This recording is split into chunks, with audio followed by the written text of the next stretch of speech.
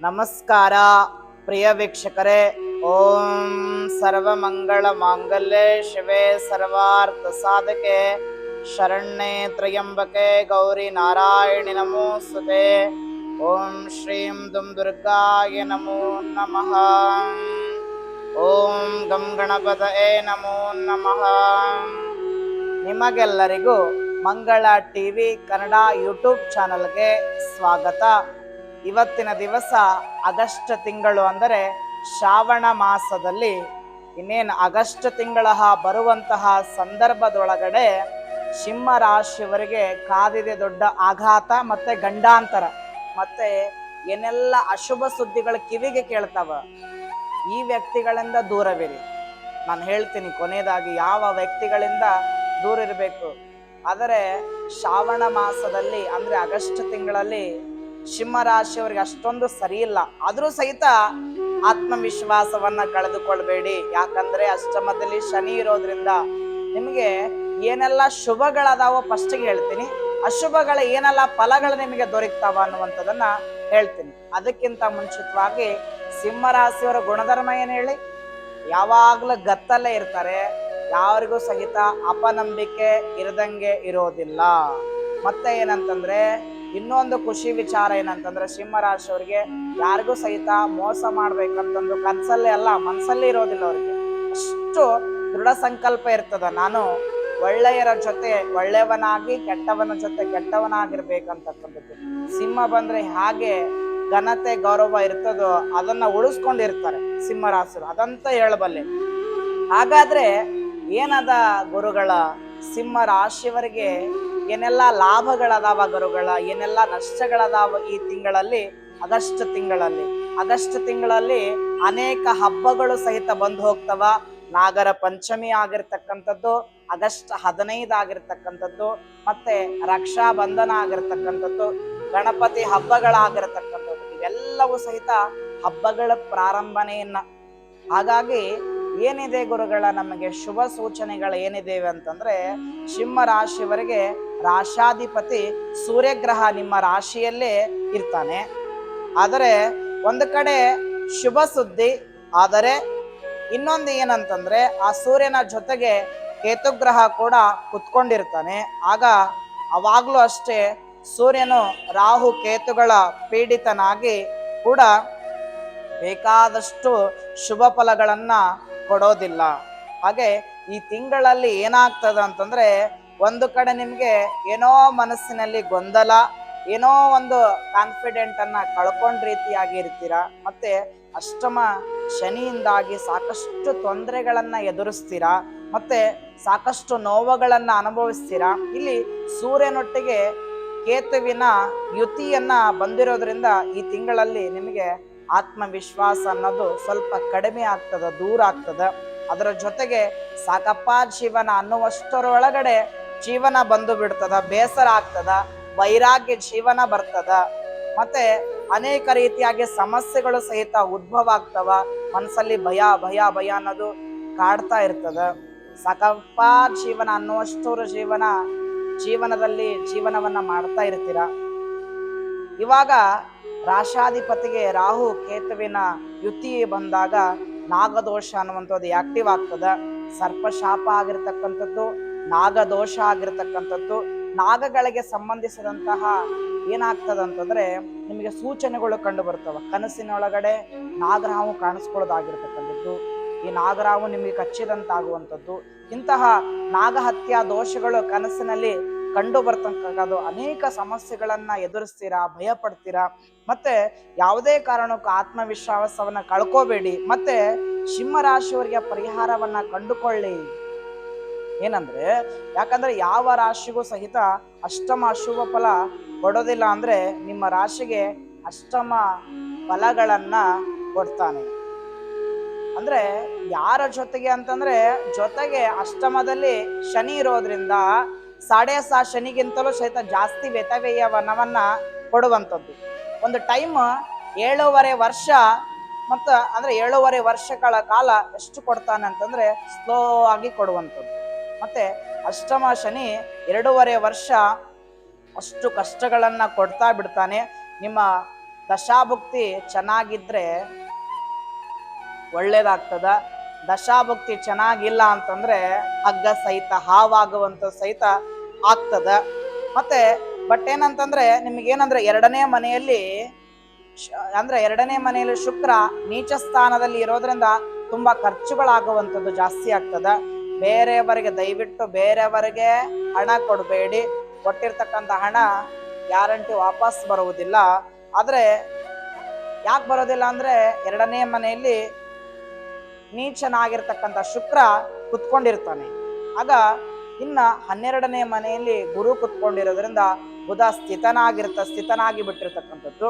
ಮತ್ತೆ ನೋಡಿ, ಬುಧ ನಿಮಗೆ ಧನ ಮತ್ತೆ ಲಾಭಾಧಿಪತಿಗಳನ್ನ ಧನ ಮತ್ತು ಲಾಭಗಳನ್ನ ಎರಡುಗಳನ್ನ ಕೊಡ್ತಕ್ಕಂಥದ್ದು. ಇದನ್ನು ಹೋಗಿ ವ್ಯಯದಲ್ಲಿ ಕುತ್ಕೊಂಡಾಗ ಬರಬೇಕಾಗಿದ್ದಲ್ಲೇ ನಿಮಗೆ ವ್ಯಯ ಆಗದು, ಅಂದ್ರೆ ವ್ಯಯ ಆಗ್ತಕ್ಕಂಥದ್ದು. ಯಾವ ರೀತಿಯಾಗಿ ಅಂದ್ರ ದುಡ್ಡು ಹಿಂಗೇನ್ ಬರ್ತದ, ಹಿಂಗ ನೀರಾಗಿ ಖರ್ಚು ಆಗ್ತದ. ಮತ್ತೇನಾಗ್ತದಂದ್ರೆ 12ನೇ ಮನೆಯಲ್ಲಿ ಗುರು ಕುತ್ಕೊಂಡಿದ್ರಿಂದ ಬುಧ ಸ್ಥಿತನಾಗಿ ಕುತ್ಕೊಂಡಿರ್ತಾನೆ. ಆದರೆ ಇವನ್ ಏನಂತಂದ್ರೆ ಬುಧ ಮತ್ತೆ ಗುರು ಧನಾಧಿಪತಿ ಲಾಭಾಧಿಪತಿ ಆಗಿರತಕ್ಕಂಥ ಧನ ಮತ್ತು ಲಾಭಗಳನ್ನ ಎರಡೂ ಕೊಡ್ತಕ್ಕಂಥದ್ದು. ಇವರು ವ್ಯಯದಲ್ಲಿ ಕುತ್ಕೊಂಡಾಗ ಬರಬೇಕಾಗಿದ್ದು ಸಹಿತ ಬರೋದಿಲ್ಲ, ಅಂದ್ರೆ ಸಮಸ್ಯೆಗಳು ಎದುರಾಗುವಂಥದ್ದು, ವ್ಯಯಗಳಾಗುವಂಥದ್ದು ಆಗಿರ್ತಕ್ಕಂಥದ್ದು. ಮತ್ತೆ ಯಾವುದೇ ಕಾರಣಕ್ಕೂ ಸಹಿತ ಕೊಟ್ಟಿರ್ತಕ್ಕಂಥ ಹಣ ನಿಮ್ ಕೈ ಸೇರೋದಿಲ್ಲ. ಅದು ನಿವೇಶನ ಪ್ಲಾಟ್ಗಳನ್ನ ಮಾರಿ, ಜಮೀನುಗಳನ್ನ ಮಾರಿ, ಇನ್ನಿಂತಹ ಇತರೆ ಸಾಮಗ್ರಿಗಳನ್ನ ಮಾರಿದ್ಮೇಲೆ ಹಣ ಲೇಟ್ ಆಗಿ ಬರುವಂತ ಸಾಧ್ಯತೆಗಳಾಗಿರ್ತಕ್ಕಂಥದ್ದು. ಮತ್ತೆ ಏನಂದ್ರೆ ಈ ತಿಂಗಳಲ್ಲಿ ಸ್ವಲ್ಪ ಹಣಗಳ ಸಮಸ್ಯೆಗಳು ಬರ್ತದ.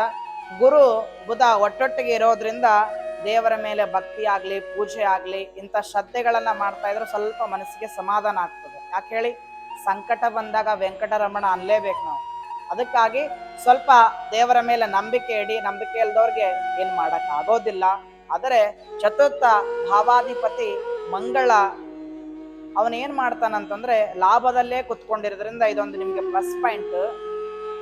ಮತ್ತೆ ಇನ್ನೊಂದು ಖುಷಿ ವಿಚಾರ ಏನಂತಂದ್ರೆ ನಿಮಗೆ ತುಂಬಾ ಸಾಲ ಮಾಡಿ ಒದ್ದಾಡ್ತಾ ಇರ್ತಕ್ಕಂಥವ್ರಿಗೆ ಒಂದಿಷ್ಟು ಲಾಭ, ಒಂದಿಷ್ಟು ಅನುಕೂಲತೆಗಳಾಗಿರ್ತಕ್ಕಂಥದ್ದು.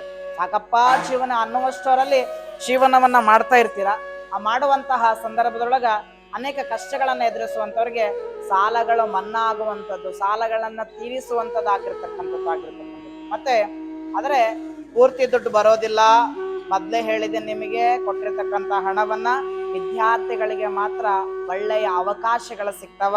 ಮತ್ತೆ ರೈತರಿಗಾಗ್ಲಿ, ವ್ಯಾಪಾರಸ್ಥರಿಗಾಗ್ಲಿ, ದನಕರಗಳನ್ನ ಮಾರುವಂತರಾಗ್ಲಿ, ಮತ್ತೆ ಕೋಳಿ ಸಾಗಾಣಿಕೆ ಆಗ್ಲಿ, ಹೈನುಗಾರಿಕೆ ಆಗ್ಲಿ, ಮೀನುಗಾರಿಕೆ ಆಗ್ಲಿ, ರೇಷ್ಮೆ ಹುಳು ಸಾಗಾಣಿಕೆಗಾರಾಗಲಿ, ರೈತರಿಗೆ ಯಾರೆಲ್ಲ ಆದ್ರೆ ಸಿಂಹ ರಾಶಿಯವರಾಗಿರ್ತಕ್ಕಂಥ ಗುಬ್ಬ ನಕ್ಷತ್ರ ಆಗ್ಲಿ, ಮಕಾ ನಕ್ಷತ್ರಗಳಾಗ್ಲಿ, ಈ ಸಿಂಹ ರಾಶಿಗಳ ಆಗಿರ್ತಕ್ಕಂಥವ್ರು ಏನಪ್ಪಾ ಅಂತಂದ್ರೆ ಒಂದಿಷ್ಟು ಲಾಭಗಳಾಗಿರ್ತಕ್ಕಂಥದ್ದು.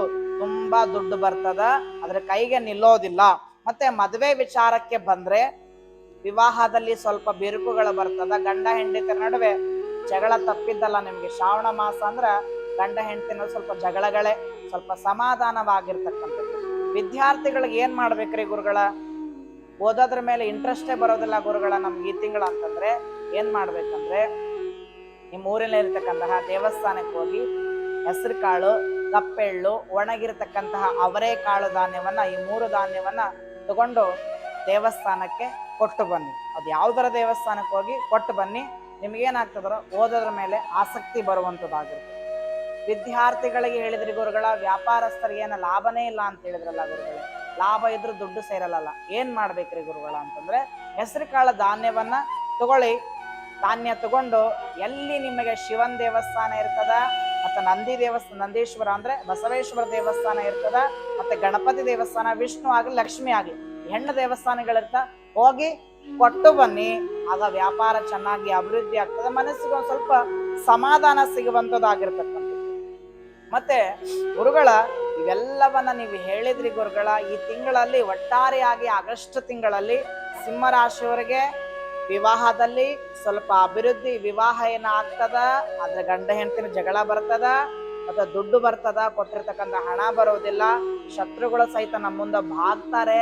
ಮತ್ತೆ ಈ ಮೂರು ವ್ಯಕ್ತಿಗಳನ್ನ ದೂರವಿರಿ. ಯಾರು? ನಂಬಿಕೆಯನ್ನ ಮೋಸ ಮಾಡತಕ್ಕಂಥದ್ದು, ಕೊಟ್ಟಿರ್ತಕ್ಕಂಥ ಹಣವನ್ನ ನೀವು ಯಾರಿಗೆ ಕೊಡ್ತೀರಾ ಅವ್ರು ಬರೋದಿಲ್ಲ, ಅದು ದುಡ್ಡು ಬರೋದಿಲ್ಲ. ಅದೊಂದು ಎಚ್ಚರದಲ್ಲಿರಿ. ಇನ್ನೊಂದು ಮೋಸ್ಟ್ ಇಂಪಾರ್ಟೆಂಟ್ ಏನಂತಂದ್ರೆ, ಯಾವುದೇ ಹೆಣ್ಣು ಮಗಳಾಗ್ಲಿ ಗಂಡು ಮಕ್ಕಳಾಗ್ಲಿ ಪ್ರೀತಿಯಲ್ಲಿ ನಂಬಿಕೆ ಇಟ್ಟು ಮೋಸ ಮಾಡುವಂತವ್ರನ್ನ ನಂಬಬೇಡಿ. ಈ ಮೂರು ವ್ಯಕ್ತಿಗಳನ್ನ ನೀವು ಆಗಸ್ಟ್ ತಿಂಗಳಲ್ಲಿ ನಂಬೇಡಿ. ಅದಕ್ಕಾಗಿ ಏನಂತಂದ್ರೆ ವಿದ್ಯಾರ್ಥಿಗಳಿಗೆ ಲಾಭ ಇದೆ. ಮತ್ತೆ ಇನ್ನೊಂದು ವಿಚಾರ ಏನಂತಂದ್ರೆ, ಯಾವುದೇ ಒಂದು ಕೈಲಾಗದ ಶತ್ರುವಿನ ಅಸ್ತ್ರ ಯಾವುದಂದ್ರೆ ಅಪಪ್ರಚಾರ ಮಾಡ್ತಕ್ಕಂಥದ್ದಾಗಿರ್ತಕ್ಕ. ನಿಮ್ಮ ಮೇಲೆ ಆಗಸ್ಟ್ ತಿಂಗಳ ತುಂಬಾ ಅಪಪ್ರಚಾರ ಮಾಡ್ತಾರೆ. ನೀವು ಯಾವ್ದು ಸಹಿತ ತಗ್ಗದೆ ಬಗ್ಗದೆ ನೀವು ಯಾವಾಗ್ಲೂ ಸಿಂಹದಾಸರು ಕತ್ನಲ್ಲೇ ಇರ್ತೀರಾ, ಅದು ನಮ್ಗೆ ಗೊತ್ತು. ಹಾಗಾಗಿ ಏನ್ ಮಾಡ್ಬೇಕಂದ್ರೆ, ನಾವ್ ಇನ್ನೊಂದು ನಿಮ್ಗೆ ಹೇಳೋ ವಿಚಾರ ಏನಂತಂದ್ರೆ, ಬೇರೆಯವರ ಮನೆಗೆ ಹೋದಾಗ ನಾವೇನಾಗಿರ್ಬೇಕಂದ್ರೆ ಕುರುಡನಾಗಿರ್ಬೇಕು. ಬೇರೆಯವರ ಮನೆಗೆ ಹೋದಾಗ ನಾವು ಕುರುಡನಾಗಿರ್ಬೇಕು. ಆ ಮನೆಯಿಂದ ಹತ್ತಿರ ಬರುವಾಗ ಬಂದು ಇಳಿದ್ಮೇಲೆ ಮೂಕನಾಗಿರ್ಬೇಕು. ಯಾಕೆ ಹೇಳಿ? ಫುಟ್ಪಾದಲ್ಲಿ ಮಲಗಿದವನು ಶ್ರೀಮಂತನಾಗ್ತಾನೆ, ಶ್ರೀಮಂತನಾದವನು ಸಹಿತ ಮೆರೆದವನು ಫುಟ್ಪಾತ್ನಲ್ಲಿ ಮಲಗಿರ್ತಾನೆ. ಯಾಕಂದ್ರೆ ರೂಪ ಆಗ್ಲಿ ರೂಪಾಯಿ ಆಗ್ಲಿ ಯಾವುದು ಶಾಶ್ವತ ಅಲ್ಲ. ಒಂದು ಪ್ರೀತಿ, ಒಂದು ವಿಶ್ವಾಸ ಇದ್ದ ಹೋದ ಎರಡೇ. ಯಾಕೆ ಹೇಳಿ? ಇದ್ದಾಗ ನಮಗೆ ಜಾತಕ, ಸತ್ತ ಮೇಲೆ ಸೂತಕ. ಅವರಿವರ ಜೀವನದಲ್ಲಿ ನಾವು ನಾಟಕಗಳನ್ನ ಆಡ್ತಾ ಯಾಕಪ್ಪ ಬೇಕಪ್ಪ ನಮಗೆ ಪರದಾಟ, ನಮ್ಮ ಪಾಡಿಗೆ ನಾವಿರೋಣ ನಮ್ಮಂತ ಅಂತ ಹೇಳ್ಬೋದು. ಅದಕ್ಕಾಗಿ ಕುವೆಂಪುರು ಬಹಳ ಚಂದ ಬರೀತಾರ ಒಂದು ಪದ್ಯ. ಏನೇನ್ ಹೇಳ? ಬೇಡವಾದವರ ಬದುಕಿಗೆ ಭಾರವಾಗುವುದಕ್ಕಿಂತ ಬೇಕು ಅಂದವರ ಬದುಕಿಗೆ ಬೆಳಕಾದ್ರೆ ಸಾಕು ನಾವು ಅಷ್ಟೇ. ಇಷ್ಟೇ ಲೈಫ್ ಆಗಿರ್ತಕ್ಕಂಥದ್ದು. ಅದಕ್ಕಾಗಿ ಈ ವಿಡಿಯೋ ನಿಮ್ಗೆ ಇಷ್ಟವಾಗಿದ್ರೆ ಲೈಕ್ ಮಾಡಿ, ಶೇರ್ ಮಾಡಿ, ಸಬ್ಸ್ಕ್ರೈಬ್ ಮಾಡ್ಕೊಳ್ಳೋದನ್ನ ಮರಿಬೇಡಿ. ಇನ್ನೂ ಒಂದು ವಿಚಾರ ಗುರುಗಳ ಏನಂತಂದ್ರೆ, ನಾವ್ ಈ ತಿಂಗಳಲ್ಲಿ ಯಾರ ಜೊತೆ ಹೆಂಗಿರ್ಬೇಕಂತಂದ್ರೆ, ನೋಡಿ ಮೊಟ್ಟೆ ಇರ್ತದಲ್ಲ, ಮೊಟ್ಟೆ ಮನೆಯಲ್ಲಿದ್ರೆ ಜಿಮ್ಮಲ್ಲಿದ್ರೆ ಪ್ರೋಟೀನ್, ಅದೇ ದಾರಿಯಲ್ಲಿ ಬಿದ್ರೆ ಮಾಟ ಮಂತ್ರ ಯಂತ್ರ. ಅದೇ ನಿಂಬೆ ಹಣ್ಣು ಮನೆಯಲ್ಲಿದ್ರೆ ಒಳ್ಳೆ ಉಪ್ಪಿನಕಾಯಿ, ರೋಡಲ್ಲಿ ಬಿದ್ರೆ ಮಾಟ ಮಂತ್ರ ಯಂತ್ರ ತಂತ್ರ. ಅದೇ ಮಾವಿನ ಹಣ್ಣು ಮನೆಯಲ್ಲಿದ್ರೆ ಹಣ್ಣು, ದೇವಸ್ಥಾನದ ಮೇಲೆ ಪ್ರಸಾದ. ಮತ್ತೆ ಇವೆಲ್ಲವೂ ಸಹಿತ ನಾವು ಯಾರ ಜೊತೆ ಇರ್ತೇವೆ ಅನ್ನೋದಕ್ಕಿಂತ ನಾವು ಎಲ್ಲಿ ಇರ್ತೇವೆ ಅನ್ನೋದು ತುಂಬಾ ಇಂಪಾರ್ಟೆಂಟ್ ಆಗಿರತಕ್ಕಂಥದ್ದು. ಅದಕ್ಕಾಗಿ ಒಳ್ಳೆಯ ಸಹವಾಸ ದೋಷಗಳನ್ನ ಮಾಡ್ಕೋಬೇಡಿ. ಶ್ರಾವಣದಲ್ಲಿ ಒಳ್ಳೆಯ ಸಿಹಿ ಸುದ್ದಿಗಳನ್ನ ಕೇಳೋಣ ಅನ್ನುವಂತಹ ಮಾತನ್ನ ಹೇಳ್ತಾ, ಈ ವಿಡಿಯೋ ನಿಮ್ಗೆ ಇಷ್ಟವಾಗಿದೆ ಅನ್ನುವಂತಹ ಮಾತನ್ನ ಹೇಳಿ, ನಿಮ್ಮೆಲ್ಲರಿಗೂ ಒಳ್ಳೆಯದಾಗ್ಲಿ, ನಿಮ್ಮ ಪ್ರೀತಿ ವಿಶ್ವಾಸ ನನ್ನ ಮೇಲೆ ಸದಾಕಾಲ ಹಿಂಗೆ ಇರಲಿ ಅನ್ನುವಂತಹ ಮಾತನ್ನ ಹೇಳಿ, ಎಲ್ಲರಿಗೂ ಒಳ್ಳೆಯದಾಗ್ಲಿ. ಶುಭಂ ಭವ್ಯಾತ್. ನಮಸ್ಕಾರಗಳು. ಸರ್ವೇ ಜನಃ ಸುಖಿನೋ ಭವಂತು.